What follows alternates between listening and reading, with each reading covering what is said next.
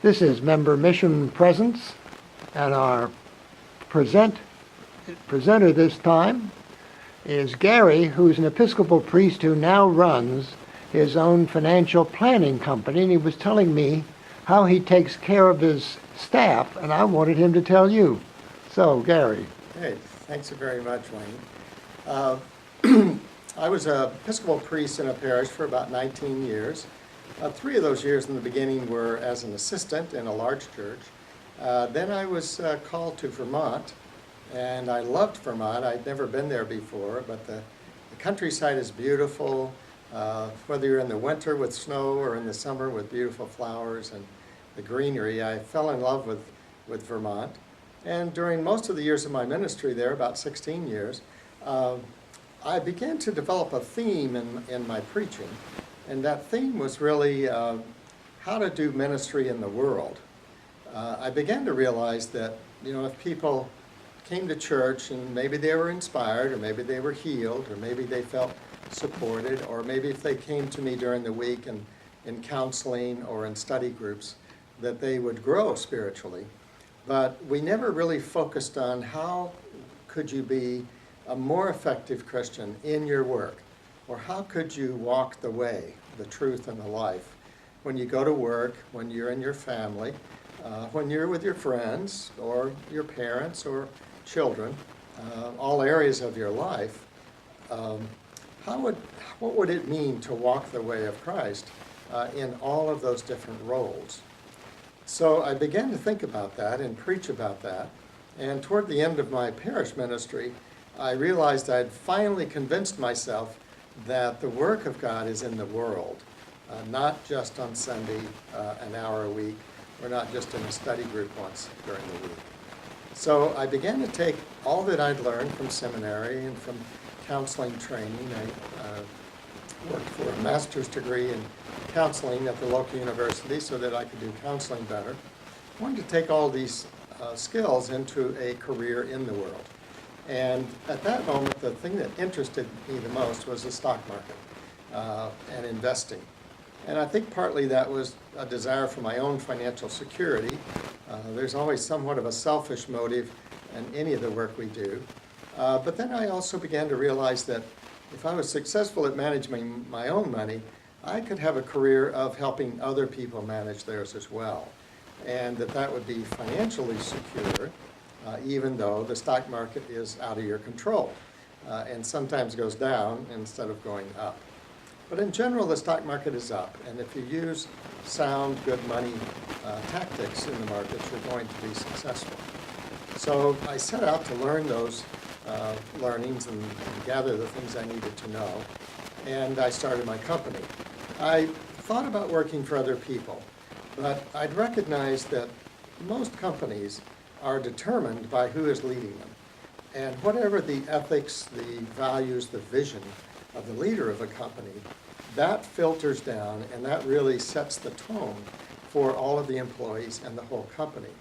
So the challenge of being my own boss, running my own company, and setting those standards and making those decisions about my employees was something I wanted to do, and I wanted to have the total freedom to do that. So, a couple of things that have guided me in that process. One is sort of how to work together and how to be successful together. And I came across a book that's called it's investment firms, how do high-performing investment firms operate. And in this book, they came up with 6 descriptions of the culture, the nature of those firms. And one of those is compassion or caring. If the boss cares for the employees often will care for the boss. And if the boss shows caring for clients, the employees begin to care for the clients. So in my work, I've encouraged my staff to feel free to take the time to really listen to people. If people have a problem or a question or something isn't going right, that we're there to help them and serve them. And so take all the time you need. You can listen to them about things that maybe aren't even related to money. Not to be a therapist or a counselor, but to simply be a good listener, a good friend that helps them work out their own solution. Another practice we have is we don't tell people what to do. We try to educate them and tell them about all of the alternatives. What are their choices? And then try to help them clarify and articulate which one of those choices they like the best. Now, to me, this helps a client to gain information, to gain confidence, and to begin to understand that they can be in charge of their money. They can pay attention to it and be successful at that. Okay. Can I ask you then, pardon, how do you see God at work in what you're doing? It's very, very interesting. I often find that God speaks to me through my client. So if you're in a listening mode and you're paying attention, a lot of times clients will tell you things that give you a new insight, or give you a new understanding. And particularly if they don't understand something and they need to understand it, instead of just saying, don't worry about it, trust me, I have found that it's better for me to explain it to the client, which challenges me to put it into language that everyone would understand. So I think God often speaks through that. God speaks through the book I was mentioning about high-performing teams. These concepts are very close to all of the aspects of how we care for people. And one of those is being authentic. That the person who's inside is the same as the person that's presented to the world. So having a genuine, authentic face and demeanor and words, all of those are a part of being effective at helping people, but also being that channel that God can flow through and can speak through you. And would you tell me something of how you see God helping you do that, Gary? Sure. A lot of times clients will come in with a concern that they don't have enough money. What I sense from God is that's the surface of the problem, and it's important to go deeper.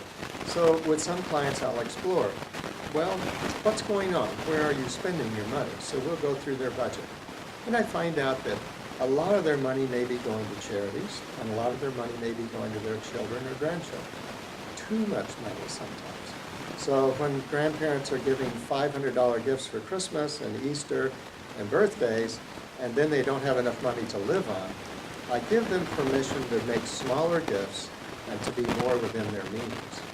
And a lot of times, if a person doesn't feel that permission, they spend too much money, then they feel guilty, and then they're afraid that if they don't give a lot of money to their children won't love them. So I try to help them understand that's not the truth, that love is not based on money. Love is really based upon how open you are, how much the love of God flows through you in your relationship with another person.